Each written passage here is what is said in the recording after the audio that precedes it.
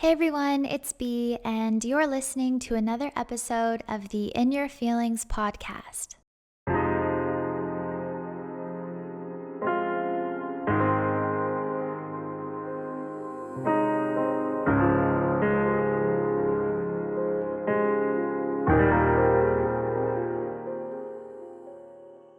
In this podcast episode, we're going to be talking about why we hold on to those who are not meant for us, or why we stay longer than we sometimes know we should.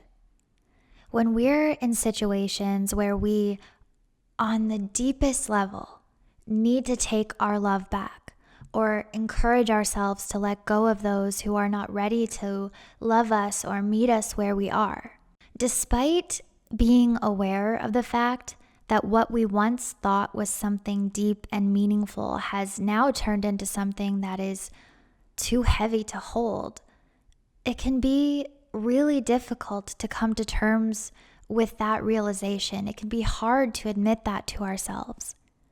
Often, especially when you care deeply and love very hard, you can convince yourself to fight for people who are not fighting for you, or to continue to put so much of yourself and your heart into relationships and connections that aren't actually growing you or making you better. Understanding why we hold on is important because when we can acknowledge these patterns or these reasons, that is when we can start to heal them. But before we dive into that, I did just want to thank shopcatalog.com for helping to bring this podcast to life for all of you. As you know, Thought Catalog helps me to produce these episodes and to ensure that I'm supported in bringing these messages to you. Shop Catalog is where they sell all of their products, like my books and the books of so many other authors who have deeply, deeply inspired me. They also have other intentional products like candles and prints that you can hang up in your home of popular poems that might have resonated or connected with you on a really deep level. And what a lot of people don't know is that a really big portion of the work that I do with Thought Catalog, obviously outside of writing, is actually to help design and bring a lot of these books and these ideas to life. I really love bringing thoughtful and beautiful things into this world while supporting artists and creatives, and I hope you'll love them too. If you wanted to check all of that out, you can head to shopcatalog.com. I'll also leave the links below. All right, so why do we hold on to those who cannot show up to love us? Why is it so hard to let go? And the truth is, this is a difficult question to answer. These are really difficult feelings to have to navigate because there are so many reasons why we hold on. Sometimes we hold on because we convince ourselves that the circumstances will change. That if we love harder, if we give more, if we stay, if we endure, the situation will evolve. The value of our love will be recognized. It will finally be chosen at some point. But falling in love with potential can be dangerous because it can start to skew your reality of what is actually happening within a connection. When you believe so deeply in who a person has the capacity to be, if you think about it, you're committing to a relationship with a version of them that has yet to show up, or exist for that matter. And before I dig deeper into that, I mean, don't get me wrong, I think one of the most beautiful things about love is the capacity to see someone in ways they might not see themselves. A soulmate is the person who encourages you and supports the direction you're moving towards with so much heart and so much conviction that it's impossible not to believe that you have the ability to achieve and become who you want to be in this world.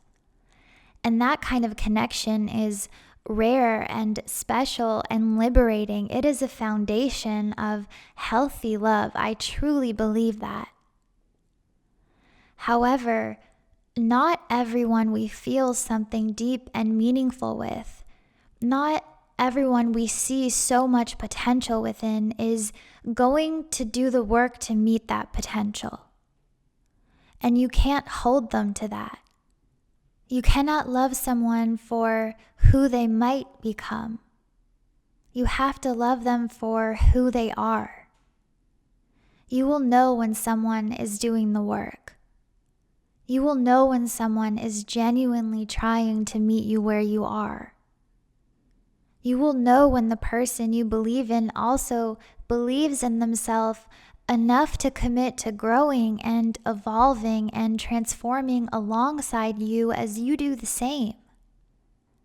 However, when you start using someone's potential as an excuse for behavior that is in direct opposition of what makes you feel loved and valued and seen in a relationship, that is when you have to set that potential down.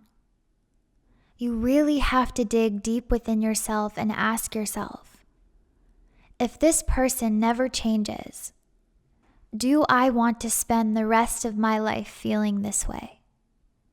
Can I do this, not just for 2 more months or 1 more year, but for the rest of my life? Can I do this? Will I be okay with them as they are right now?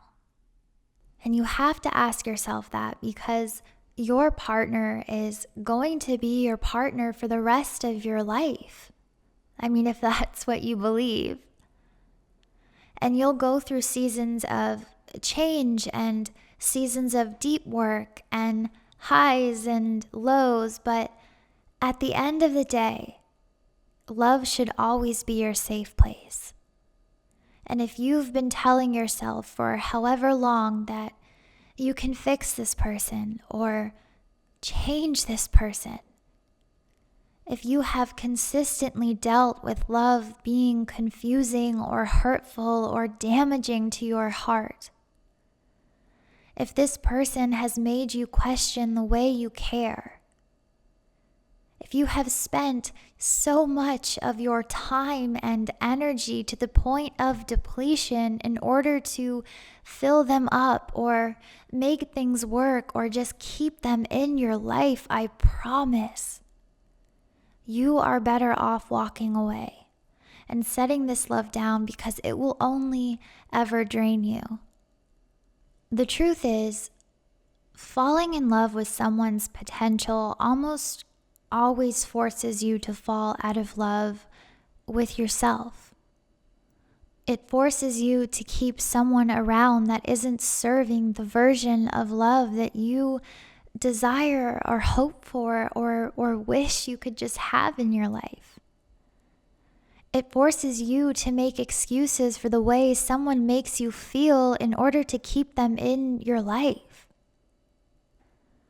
And if you're dealing with this right now, if you feel trapped within this idea of someone, within this love you've built from potential, you kind of always know that deep in your heart, because it's exhausting. It's exhausting to hope that someone finally sees the value in what they are receiving. I know your heart is tired. I know it is. And that's the first sign. This intense and deep exhaustion where you genuinely don't ever know if things will get better, but you also care so deeply that you just don't want to let it go. I know what that feels like, and I promise that good love does not feel this way. You deserve to learn that. You deserve to see that real love, that genuine love, is actually peace. And with that being said, sometimes we hold on because we feel like we have to. We feel like we have to be the ones to fix, the ones to mend, the ones to prove that human beings don't give up on another person, that they see something beautiful within everyone. And sometimes we hold on because we feel guilty, because we think that walking away and choosing ourselves is us discarding someone we care about, is us abandoning another human being. And that is quite possibly one of the hardest things to sit with. It's a very difficult emotion because it is often so deep rooted.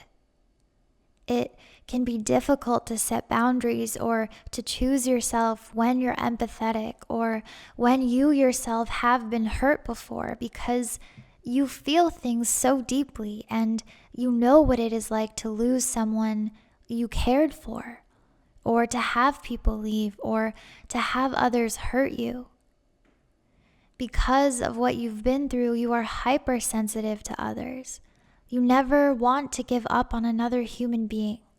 You never want to walk away and have them think that they just weren't good enough, and so you stay. One of the hardest things I ever had to learn in this life was that you cannot love someone into loving you if they do not. You cannot love someone into being ready. You cannot love someone into their potential. You cannot love someone into valuing you or respecting you or appreciating you. Knowing when to set your love down, knowing when to walk away when a connection is one-sided, isn't you abandoning someone. That isn't you giving up. You have tried. You have poured so much of your heart and your energy and your hope into another human being, and it is okay to come to terms with the fact that they cannot hold all that you're giving them. It's okay to come to terms with the fact that it's actually hurting you. You are not abandoning someone when you decide to choose yourself. Repeat that as many times as you need to hear it. There is only so much you can give. There is only so much love you can pour into someone else. There is only so much you can do as one person. If someone gets upset with you for choosing yourself, for setting a boundary, then you have to understand that they themselves benefited from you lacking boundaries. They themselves benefited from you not knowing how to stop giving or fighting or pouring your love out for others. But is that love? Or is that someone taking advantage of your kindness? Is that someone taking advantage of the fact that you will never leave, that you will never give up on them? Is that love, or is that someone knowing that you will always be there for them, that you will never walk away because you care too deeply? And when I say it like that, doesn't that hurt? That isn't love. That isn't love. You need to protect your energy. You need to take care of your own heart. And you can love deeply without losing yourself. You can love deeply without abandoning your own needs. You can love deeply and still accept that you also need to be poured back into, that you yourself deserve to receive the kind of care and compassion that you so freely give to others. And the truth is, you taking your love back is you choosing to stand up for your own heart. It is not something that makes you wrong or hardened in this world. It is not something you should feel guilty for having to do. Another reason why we hold on sometimes is because we truly think that we will never find the kind of person who proves to us that love is not something that is meant to hurt. And sometimes we hold on because we lose our belief in the fact that love has the potential to be soft, that there is more to life than what we have settled for. when you have been through so much at the hands of others. It can be difficult to believe in something you have yet to experience or feel. Your concept of love, your understanding of love, has always been rooted in pain or hurt or one-sided connections, and it has made you believe that this is simply how it's going to be, that there couldn't possibly be something better out there. But this is not your fault. And this is something that you should not be ashamed of, because this stems from years and years of learned experiences and often childhood dynamics. I want you to really understand that. When you have grown up in chaos, or when you have not always had examples of healthy relationships around you, you actually learn how to adapt to the chaos. The unhealthy dynamics become your example of love or connection, and they're almost normalized. However, this also means that as you move through life, you might go in the direction of unhealthy love, because it's all you've ever known. It's the blueprint you grew up around. It's what was considered to be normal in your own perceived reality. Healthy relationships and secure dynamics can also in turn sometimes feel overwhelming or too good to be true, because they sometimes seem unrealistic or almost exaggerated. A lot of people who have dealt with toxic relationships often become avoidant to healthy love because there isn't that push and pull. That's the best way to explain it. The extreme intensity that comes from cycles of intense love and then intense avoidance. You don't have that in healthy relationships. Healthy love, in comparison to that, if that is what you consider normal, might feel boring if you've dealt with this before, because it often lacks that intensity. And even on a biological level, toxic relationships and that push and pull dynamic is actually linked to surges of dopamine and serotonin. It becomes an addiction of sorts. And that's why we feel happy when someone texts us after disappearing. We're going through withdrawals of attention, and then when we get validation, boom, dopamine, boom, serotonin. However, instead of seeing this as an addictive reaction, we associate that happiness and that intense rush of feeling with what movies and media and the kind of love that is sensationalized in society tells us we should feel. You know, growing up, we're always told to look for that spark, that rush that occurs when we're with someone special. We'll just know. And that becomes really, really difficult to differentiate. It becomes extremely difficult to heal these patterns because we think it's love. We think that intensity is love. And so if this sounds like you, if this is something you want to deal with because you genuinely do want to discover healthy love, you genuinely do want to believe that there is more out there for you, that love could be peaceful and pure and pointed and real, I really recommend learning about your attachment style. And I've done a podcast on this, but a book that I would recommend picking up or reading, you can get it online, is called Attached by Amir Levine. And I'd also read up on something called trauma bonding and how that binds you to unhealthy partners, not just emotionally, but physiologically. It will explain why it is so difficult to let go sometimes.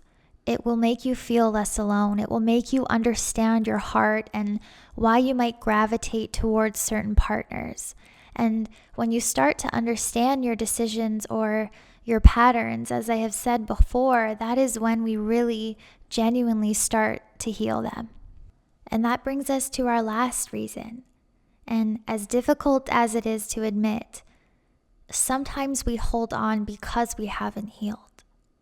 Because we would rather sleep beside someone who makes us feel lonely than to actually be okay on our own, to actually be alone. Sometimes We hold on because it's easier to fill our voids with another human being, even when they do not understand us, even when they cannot value us, because we are still learning how to value ourselves.